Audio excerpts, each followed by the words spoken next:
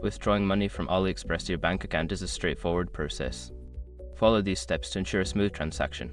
Step 1. Log into your AliExpress account. Start by visiting the AliExpress website or opening the app.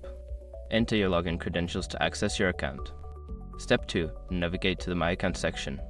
Once logged in, locate the My Account section. This is usually found in the top right corner of the homepage. Click on it to access your account settings.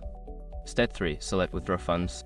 In the My Account section, look for the option labeled Withdraw Funds or similar. Click on this option to proceed with the withdrawal process.